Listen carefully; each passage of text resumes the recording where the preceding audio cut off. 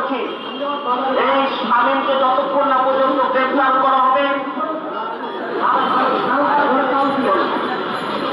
আমরা ততদিন আমাদের এই কর্মসূচি অব্যাহত থাকবে।